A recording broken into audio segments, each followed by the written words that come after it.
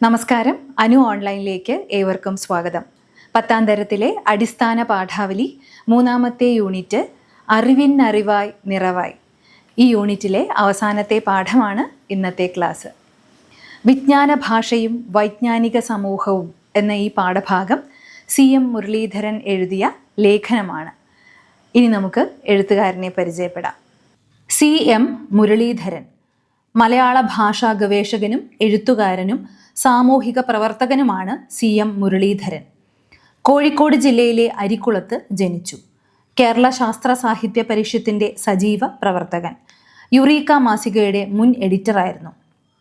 പ്രധാന കൃതികൾ: ഭാഷാസൂത്രണം, പൊരുളും വഴികളും, മലയാള ഭാഷയുടെ വൈജ്ഞാനിക പദവി, വിജ്ഞാനവും വിജ്ഞാന ഭാഷയും, പന്തുകളി, ഇത് ബാലസാഹിത്യ കൃതിയാണ്, ദക്ഷിണാഫ്രിക്ക, കാഴ്ചപ്പുറവും കാണാപ്പുറവും, N ശാന്തകുമാരിയുമായി ചേർന്ന് എഴുതിയ കൃതിയാണിത്. തിരനോട്ടം, കാഴ്ചയും ഉൾക്കാഴ്ചയും. അദ്ദേഹത്തിന് ലഭിച്ച പ്രധാന പുരസ്കാരങ്ങൾ: വൈജ്ഞാനിക സാഹിത്യത്തിനുള്ള സംസ്ഥാന ശാസ്ത്ര സാങ്കേതിക പരിസ്ഥിതി കൗൺസിലിൻ്റെ പുരസ്കാരവും കേരള സാഹിത്യ അക്കാദമി പുരസ്കാരവും അദ്ദേഹത്തിന് ലഭിച്ചിട്ടുണ്ട്. പാഠഭാഗത്തിന് മുമ്പായി കൊടുത്തിരിക്കുന്ന അനുബന്ധ വാക്യം കൂടി വായിക്കാം. അറിവാകാശത്തിലെ അക്ഷരങ്ങൾ മണ്ണിൽ നിറവായി വിളയുന്നു. അറിവ് ആകാശം പോലെയാണ്. അത് അതിരുകളില്ലാത്തതും വിശാലവും ഗഹനവുമാണ്. അക്ഷരങ്ങൾ നിറവായി മണ്ണിൽ വിളയുന്നുണ്ട്. അക്ഷരങ്ങൾ അറിവിൻ്റെ പ്രതീകമാണ്. കേവലമായ അറിവ് കൊണ്ട് മാനവരാശിക്ക് പ്രത്യേകിച്ച് ഗുണമൊന്നുമില്ല. അറിവ് മാനവരാശിക്കുതകുന്ന വിധം പ്രയോഗക്ഷമമാകണം. സമത്വത്തിൽ അധിഷ്ഠിതമായ ജീവിതത്തെയും സമൂഹത്തെയും പുരോഗതിയിലേക്ക് നയിക്കുന്നതാവണം. അങ്ങനെ അക്ഷരങ്ങൾ അറിവ് വിളയിച്ചെടുക്കണം. വിദ്യാഭ്യാസത്തിൻ്റെ സാമൂഹിക ദൗത്യം, അറിവിൻ്റെ ജനാധിപത്യ സ്വഭാവം എന്നിവയൊക്കെ സൂചിപ്പിക്കുന്ന പ്രസ്താവനയാണിത്. ഇനി നമുക്ക് പാഠഭാഗം വായിക്കാം. വിജ്ഞാന ഭാഷയും വൈജ്ഞാനിക സമൂഹവും. ശാസ്ത്രബോധവും യുക്തിചിന്തയും മുറുകെ പിടിച്ച് ആധുനിക ജീവിതത്തിലേക്ക് മുന്നേറിയ നാടാണ് കേരളം. ഇവയോടൊപ്പം മതനിരപേക്ഷതയുടെയും സാമൂഹിക നീതിയുടെയും ജനാധിപത്യത്തിൻ്റെയും മൂല്യങ്ങളും കേരളീയ നവോത്ഥാനം ഉയർത്തിപ്പിടിച്ചിരുന്നു. എന്നാൽ ഇന്ന് യുക്തിരാഹിത്യവും അശാസ്ത്രീയതകളും സമൂഹ ജീവിതത്തിൽ ആഴത്തിൽ വേരുകൾ ഇറക്കിയിരിക്കുന്നു. മതനിരപേക്ഷതയും സാമൂഹിക നീതിയും ജനാധിപത്യവും വെല്ലുവിളികൾ നേരിടുകയാണ്. പുതിയ കാല വെല്ലുവിളികളെ അഭിമുഖീകരിക്കുന്നതിനും അതിജീവിക്കുന്നതിനും സമൂഹത്തെ സജ്ജമാക്കേണ്ടതുണ്ട്. ശാസ്ത്രവിജ്ഞാനവും ശാസ്ത്രാവബോധവും വളർത്തുകയും ശാസ്ത്രം മനുഷ്യരാശിക്ക് നൽകിയിട്ടുള്ള സംഭാവനകൾ വിശദീകരിച്ചുകൊണ്ട് മനുഷ്യരെ ശുഭാപ്തി വിശ്വാസികളാക്കി മാറ്റുകയും ചെയ്യുക എന്നത് ഒരു പ്രധാന കർമ്മ പദ്ധതിയായി ഏറ്റെടുക്കേണ്ടതുണ്ട്.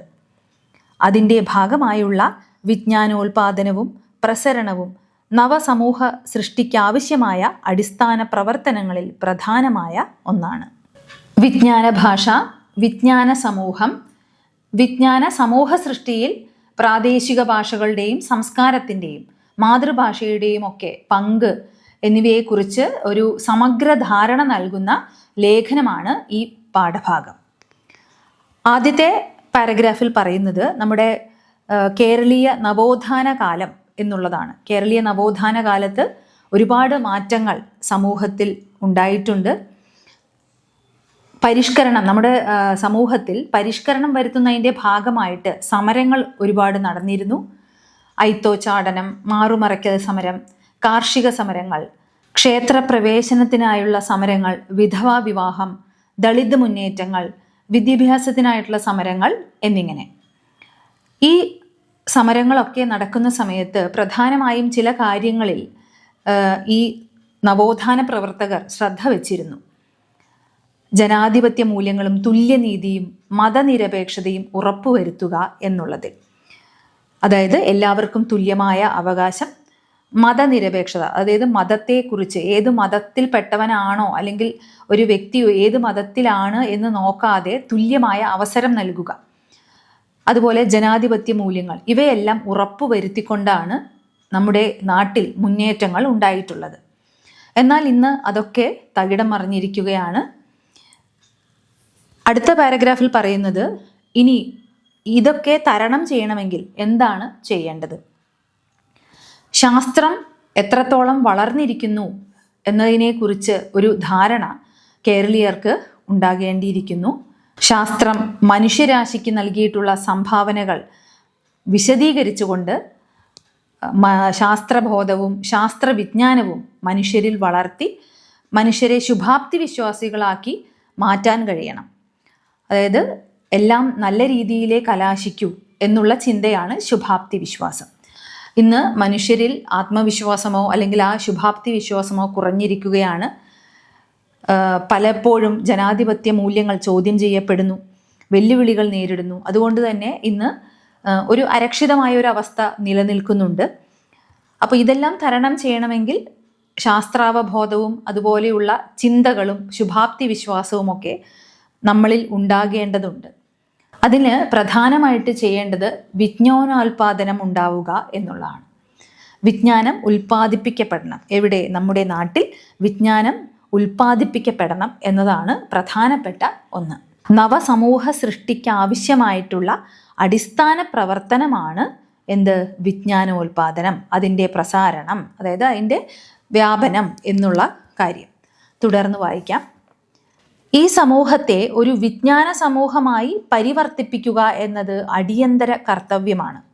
പരിവർത്തിപ്പിക്കുക, മാറ്റം വരുത്തുക, അടിയന്തര കർത്തവ്യം. എത്രയും പെട്ടെന്ന് ചെയ്യേണ്ടുന്ന പ്രവൃത്തിയാണ് അടിയന്തര കർത്തവ്യം. വിവരസാങ്കേതിക വിദ്യയുടെ മുന്നേറ്റം വിജ്ഞാനത്തെ സാർവജനീനമാക്കാനും ജനാധിപത്യവൽക്കരിക്കാനും സഹായകമായിട്ടുണ്ടെന്ന് പരക്കെ അംഗീകരിക്കപ്പെടുമ്പോഴും ഡിജിറ്റൽ അസമത്വം പെരുകുകയാണെന്ന വസ്തുതയും കാണേണ്ടതുണ്ട്. സാമ്പത്തിക ശേഷിയുള്ള രാജ്യങ്ങൾ തന്നെയാണ് വിജ്ഞാന സമ്പത്തും കൈയടക്കി വച്ചിരിക്കുന്നത്. ഈ വിജ്ഞാനശേഷി പ്രയോജനപ്പെടുത്തിക്കൊണ്ട് അവർ കൂടുതൽ സാമ്പത്തിക ശേഷി കൈവരിക്കുന്നു. സാമ്പത്തിക ശേഷിയിലും വിജ്ഞാന സമ്പത്തിലും പിന്നിൽ നിൽക്കുന്നവർ കൂടുതൽ പിന്തള്ളപ്പെടുകയാണ്. ഉയർന്ന സാക്ഷരത, ഉന്നത വിദ്യാഭ്യാസ സൗകര്യങ്ങൾ, വിദ്യാഭ്യാസത്തോടുള്ള താല്പര്യം, ശക്തമായ സാമൂഹിക സുരക്ഷാ ശൃംഖല എന്നിങ്ങനെ വിജ്ഞാന സമൂഹമായി മാറുന്നതിനാവശ്യമായ എല്ലാ ഭൗതിക സാഹചര്യങ്ങളും കേരളത്തിലുണ്ട്. കൃത്യമായ കാഴ്ചപ്പാടും ഇച്ഛാശക്തിയും അധികാരികൾക്കുണ്ടാവുക എന്നതാണ് നിർണായക സംഗതി. അതുകൂടി ഉണ്ടായാൽ വികസന രംഗത്ത് രൂപപ്പെട്ട കേരള മാതൃക പോലെ ഇന്ത്യയുടെ ഇതര ഭാഗങ്ങൾക്കു മാത്രമല്ല ലോകരാഷ്ട്രങ്ങൾക്കും മാതൃകയാക്കാവുന്ന ഒരു വിജ്ഞാന സമൂഹമായി കേരളം മാറും. സാർവജനീനം, എല്ലാവരെയും സംബന്ധിക്കുന്ന. ഇവിടെ വിവരസാങ്കേതിക വിദ്യയുടെ മുന്നേറ്റം ഒരു പരിധിവരെ നമുക്ക് ജനാധിപത്യ മൂല്യങ്ങളും എല്ലാവരിലേക്കും വിജ്ഞാനം എത്താനുമുള്ള കാര്യത്തിലേക്ക് സഹായകമായിട്ടുണ്ട്. അതേസമയം ഡിജിറ്റൽ അസമത്വം വളരുകയാണ് എന്ന യാഥാർത്ഥ്യവും നമ്മൾ കാണണം എന്നുള്ളതാണ്. ഇനി ലോകരാഷ്ട്രങ്ങളിൽ വെച്ച് നോക്കുകയാണെങ്കിൽ ഉയർന്ന സാമ്പത്തിക സ്ഥിതിയുള്ളവർ തന്നെയാണ് വിജ്ഞാന സമ്പത്തും കൈയടക്കി വെച്ചിരിക്കുന്നത്. ലോകരാഷ്ട്രങ്ങളിൽ തന്നെ യൂറോപ്യൻ രാജ്യങ്ങളിലാണ് ഏറ്റവും കൂടുതൽ പഠന സാധ്യത കൂടുതൽ ഉള്ളത്. നമ്മുടെ നാട്ടിൽ നിന്ന് തന്നെ എത്രയോ വിദ്യാർത്ഥികളാണ് വിദേശങ്ങളിലേക്ക് പഠിക്കാനായിട്ട് ചെല്ലുന്നത്. അപ്പോൾ വിജ്ഞാന സമ്പത്തും കൂടുതലുള്ളത്, സാമ്പത്തിക ശേഷി കൂടുതലുള്ള രാജ്യങ്ങളാണ്. അവർ അതുപയോഗിച്ച് ആ വിജ്ഞാന സമ്പത്ത് ഉപയോഗിച്ച് കൂടുതൽ സാമ്പത്തിക ശേഷി ഉണ്ടാക്കുകയും ചെയ്യുന്നു. നേരെ മറിച്ച് ഇതൊന്നും ഇല്ലാത്ത രാജ്യങ്ങൾ ഇക്കാലത്ത് പുറകിലേക്ക് തള്ളപ്പെടുകയാണ് എന്നുള്ള കാര്യവും ഓർമ്മിപ്പിക്കുകയാണ്. ഇനി നമ്മുടെ കൊച്ചു കേരളത്തെക്കുറിച്ച് ചിന്തിക്കുകയാണെങ്കിൽ വിജ്ഞാന സമ്പാദനത്തിനു വേണ്ട എല്ലാ സാഹചര്യങ്ങളും നമ്മുടെ നാട്ടിലുണ്ട്. അതായത് ഉയർന്ന സാക്ഷരതയുണ്ട്, വിദ്യാഭ്യാസത്തിനുള്ള എല്ലാ സൗകര്യങ്ങളുമുണ്ട്. ഇവിടെയുള്ള ജനങ്ങൾക്കാണെങ്കിൽ വിദ്യാഭ്യാസത്തോട് താല്പര്യവുമുണ്ട്.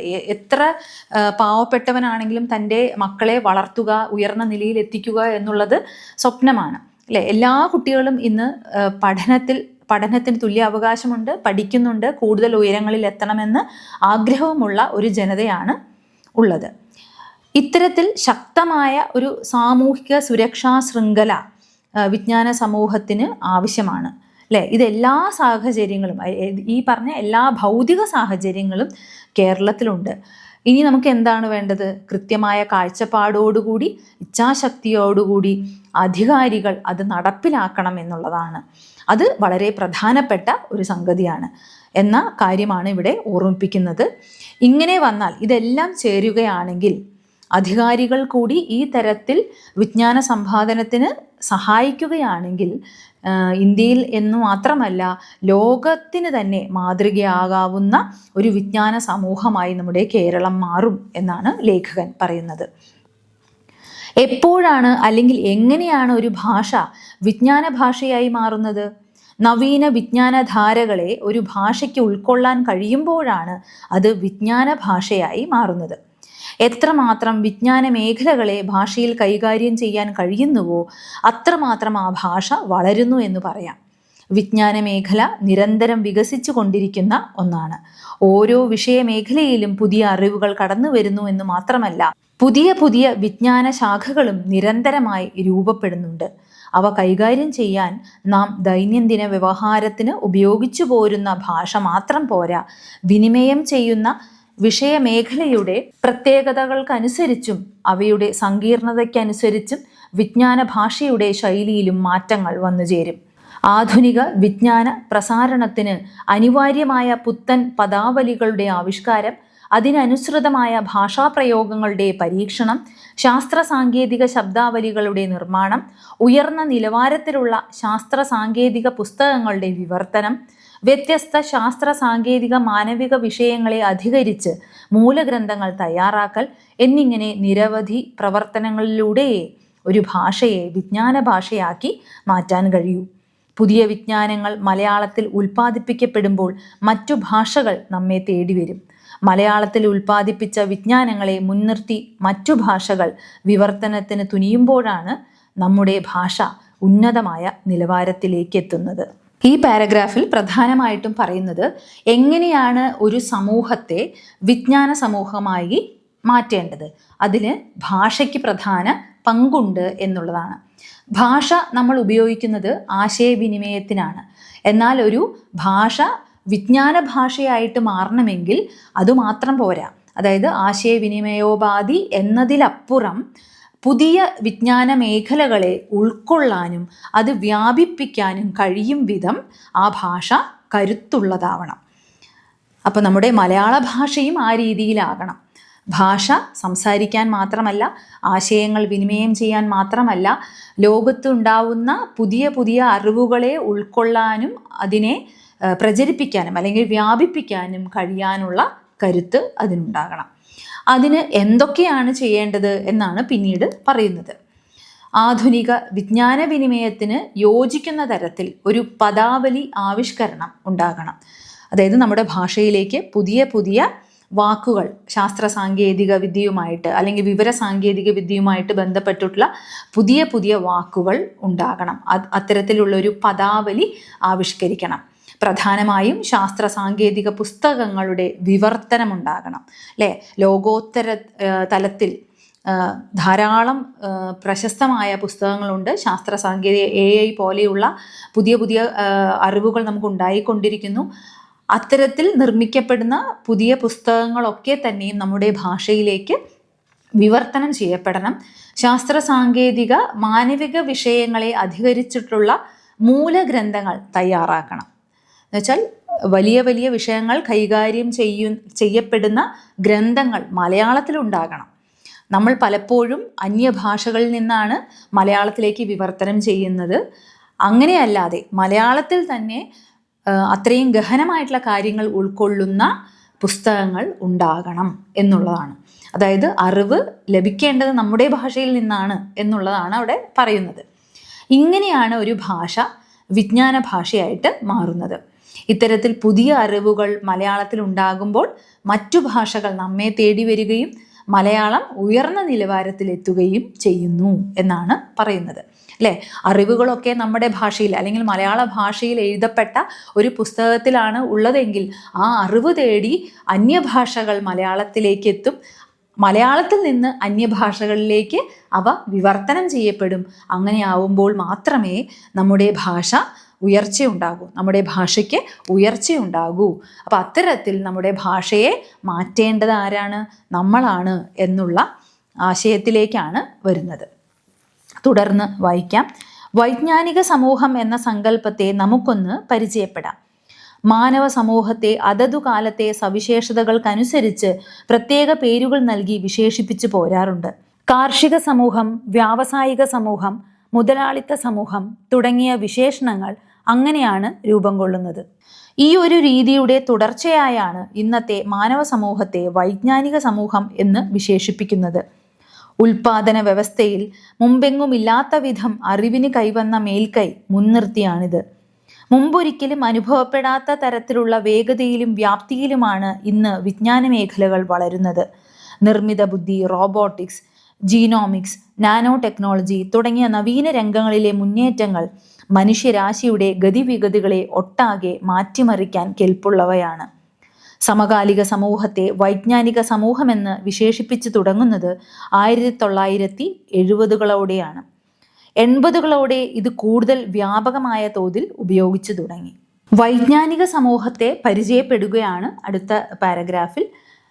മാനവ സമൂഹത്തെ നമ്മൾ അതിൻ്റെ സവിശേഷതകൾ അനുസരിച്ച് പല കാലഘട്ടങ്ങളിലും പല പേരുകൾ വിളിക്കാറുണ്ട്. ഇതിൻ്റെ തുടർച്ചയായാണ് മാനവ സമൂഹത്തെ വൈജ്ഞാനിക സമൂഹം എന്ന് വിശേഷിപ്പിക്കുന്നത്. ഇന്ന് ഉൽപാദന മേഖലയിൽ, ഇപ്പോൾ കാർഷിക രംഗമോ വ്യവസായ രംഗമോ പോലെ തന്നെ വിജ്ഞാനത്തിന് പ്രധാന പങ്കുണ്ട്. ഉൽപാദന വ്യവസ്ഥയിൽ അറിവിന് ഇന്ന് മേൽക്കൈയുണ്ട് എന്നാണ് പറയുന്നത്.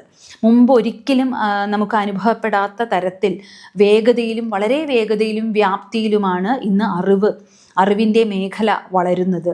വളരെ ചുരുങ്ങിയ കാലം കൊണ്ടാണ് നമ്മൾ ഈ നിർമ്മിത ബുദ്ധി, റോബോട്ടിക്സ്, ജീനോമിക്സ്, നാനോ ടെക്നോളജി എന്ന പേരുകളൊക്കെ കേൾക്കുന്നത്.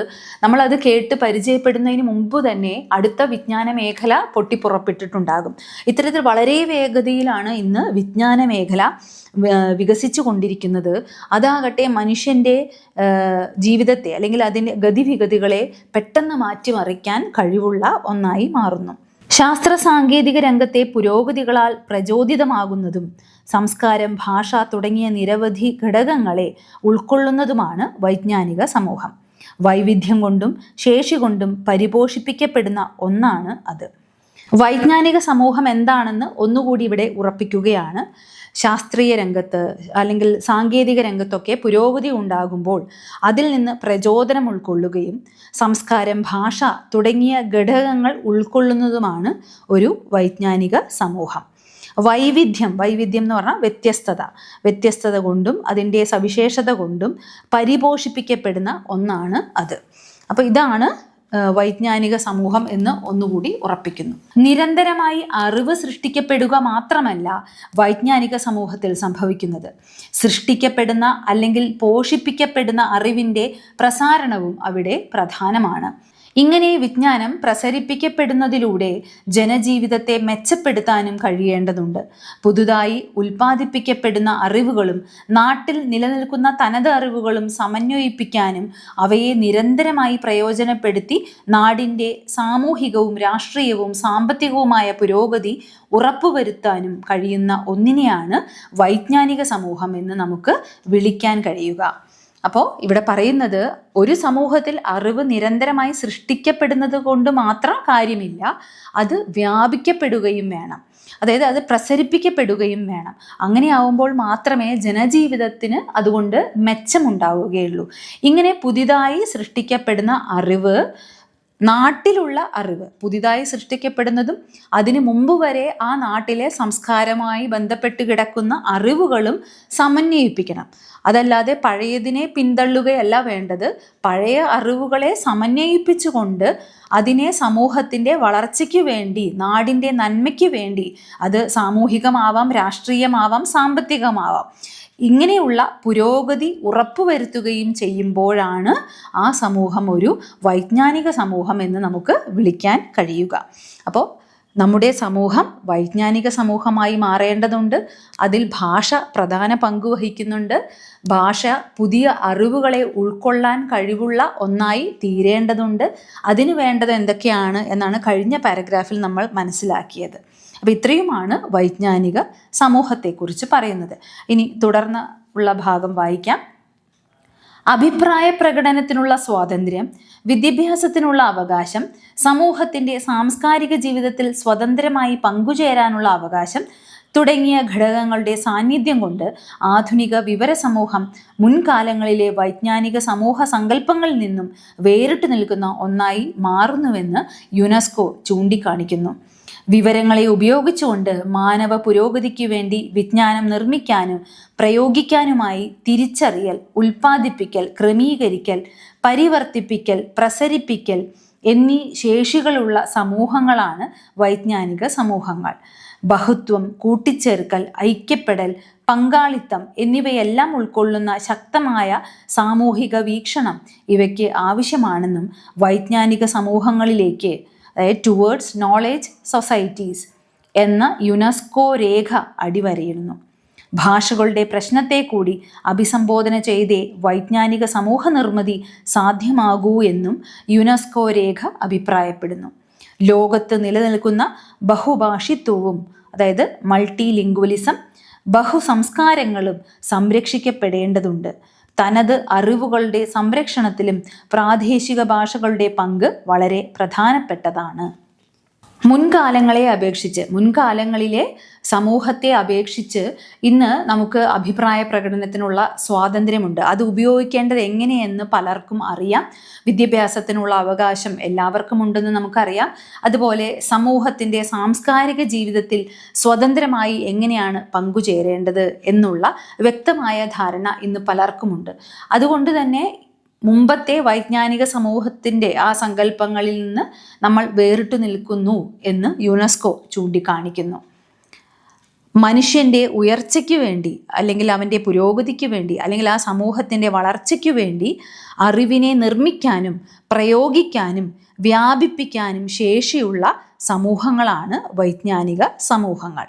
വൈജ്ഞാനിക സമൂഹ നിർമ്മിതിയിൽ ബഹുഭാഷിത്വം, ബഹുസംസ്കാരവും തനത് അറിവുകളും സംരക്ഷിക്കണമെന്നും പ്രാദേശിക ഭാഷകൾക്ക് സ്ഥാനം നൽകണമെന്നും പറയുന്ന യുനെസ്കോ ഭാഷയെ വൈജ്ഞാനിക സമൂഹത്തിൻ്റെ പ്രധാന ഘടകങ്ങളിൽ ഒന്നായി കാണുന്നു. അപ്പോൾ ഭാഷ, അതായത് മാതൃഭാഷ എത്രമാത്രം പ്രാധാന്യമുള്ളതാണ് എന്നാണ് ഇവിടെ പറയുന്നത്. അതായത് ടുവേർഡ്സ് നോളേജ് സൊസൈറ്റീസ്, വൈജ്ഞാനിക സമൂഹങ്ങളിലേക്ക്, അതൊരു ശക്തമായ സാമൂഹിക വീക്ഷണമാണ്. അത് ആവശ്യപ്പെടുന്നത് എന്താണ്?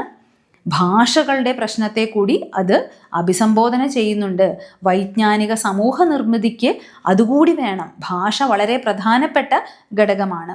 ലോകത്ത് നിലനിൽക്കുന്ന മൾട്ടി ലിംഗ്വലിസം, അല്ലെങ്കിൽ പലതരത്തിലുള്ള സംസ്കാരങ്ങൾ, ഇതൊക്കെ സംരക്ഷിക്കപ്പെടണം. അതായത് പുതിയ അറിവുകൾ കടന്നു വരുമ്പോൾ പഴയവ പിന്തള്ളപ്പെടുകയല്ല വേണ്ടത്, ആ പഴയവയെ കൂടി പുതിയ അറിവുകളിലൂടെ സമന്വയിപ്പിക്കപ്പെടണം എന്നൊരു ആശയം അവിടെ ശക്തമായി യുനെസ്കോ ചൂണ്ടിക്കാണിക്കുന്നുണ്ട്.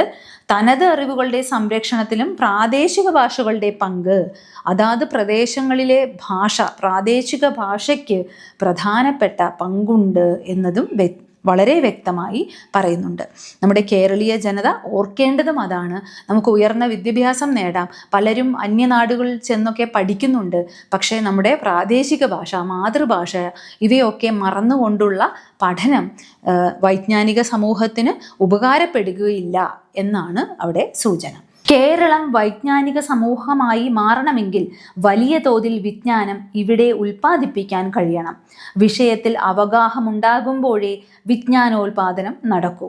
ഉന്നത ബിരുദങ്ങൾ നേടി എന്നതുകൊണ്ട് ഒരാൾക്ക് ആ വിഷയത്തിൽ അവഗാഹമുണ്ടായി എന്നർത്ഥമില്ല. അവഗാഹം രൂപപ്പെടാൻ നല്ലത് സ്വന്തം ഭാഷയിൽ കാര്യങ്ങൾ മനസ്സിലാക്കലാണ്. അറിവ് നിർമ്മാണം എന്നത് സാമൂഹികമായ ഒരു പ്രക്രിയയാണ്. ക്ലാസ് മുറികളിൽ നിന്ന് പഠിക്കുന്നത് പോലും അറിവായി മാറുന്നത് സാമൂഹികമായ ഇടപെടലുകളിലൂടെയാണ്. സമൂഹത്തിൻ്റെ ഭാഷയിലൂടെയാണ് അത് നടക്കുക. മാതൃഭാഷാധിഷ്ഠിത പഠനത്തിൻ്റെ പ്രാധാന്യം ഇവിടെയാണ് പ്രസക്തമാവുന്നത്. ഒപ്പം ആധുനിക വിജ്ഞാന മേഖലകളെ കൈകാര്യം ചെയ്യാൻ കഴിയും വിധം മലയാള ഭാഷയെ പരിവർത്തിപ്പിക്കുകയും വേണം. അപ്പോൾ കേരളം ഒരു വിജ്ഞാന സമൂഹമായിട്ട് മാറണമെങ്കിൽ എന്തു വേണം? അറിവ്, അതായത് പുതിയ പുതിയ അറിവുകൾ ഇവിടെ, അതായത് കേരളത്തിൽ ഉൽപ്പാദിപ്പിക്കപ്പെടണം. നമ്മൾ പലരും, നമ്മുടെ വിദ്യാർത്ഥികളിൽ പലരും ഒരു പ്രായം കഴിഞ്ഞാൽ, അല്ലെങ്കിൽ കോളേജൊക്കെ എത്തിക്കഴിഞ്ഞാൽ ഉയർന്ന പഠനത്തിനായി വിദേശങ്ങളിലേക്ക് പോകുകയാണ് ചെയ്യുന്നത്. അത് തിരുത്തപ്പെടണം. എന്തുകൊണ്ടാണ് അവർ അന്യദേശങ്ങളിലേക്ക് പോകുന്നത്? ആ അറിവുകൾ അല്ലെങ്കിൽ ആ വിജ്ഞാന മേഖല നമ്മുടെ നാട്ടിൽ ഇല്ലാത്തത് കൊണ്ടാണ്. അപ്പോൾ അറിവ് ഇവിടെ ഉൽപ്പാദിപ്പിക്കപ്പെടണം. ഇനി ഒരു വ്യക്തിക്ക് ഒരു വിഷയത്തിൽ അവഗാഹം ആഴത്തിലുള്ള അറിവ് ഉണ്ടാകണമെങ്കിൽ, അത് അങ്ങനെ ഉണ്ടെങ്കിൽ മാത്രമേ വിജ്ഞാനോൽപാദനം ഉണ്ടാവുകയുള്ളൂ. ഒരു വിഷയം പഠിച്ചു, ആ വിഷയത്തെക്കുറിച്ച് വളരെ ആഴത്തിൽ അറിഞ്ഞെങ്കിൽ മാത്രമേ വിജ്ഞാനോൽപാദനം ഉണ്ടാവുകയുള്ളൂ. അതല്ലാതെ കുറേ ഡിഗ്രികൾ, പേരിനു പിറകിൽ കുറേ ഡിഗ്രികൾ ഉള്ളതുകൊണ്ട് മാത്രം ഒരു വ്യക്തി ആ വിഷയത്തിൽ പൂർണ്ണമായ അറിവ് നേടിയ വ്യക്തിയാണ് എന്ന് പറയാൻ സാധിക്കില്ല. ഇനി അടുത്തത് ലേഖകൻ പറയുന്നത്, ഒരു വിഷയത്തിൽ ആഴത്തിലുള്ള അറിവ് നേടാൻ മാതൃഭാഷയിൽ പഠിക്കുന്നതാണ് ഏറ്റവും ഉചിതം എന്നാണ്. അറിവ് നിർമ്മാണം എന്നത് ഒരു സാമൂഹികമായ പ്രക്രിയയാണ്. അതിന് അദ്ദേഹം ഒരു ഉദാഹരണം കൂടി പറയുന്നുണ്ട്. സ്കൂളുകളിൽ നമ്മൾ പഠിക്കുന്ന പാഠങ്ങൾ, ഏറ്റവും ലഘുവായിട്ടുള്ള പാഠങ്ങൾ പോലും നമ്മൾ പൂർണ്ണമായി പഠിക്കുന്നത് അത് സാമൂഹികമായിട്ടുള്ള ഇടപെടലിലൂടെയാണ്.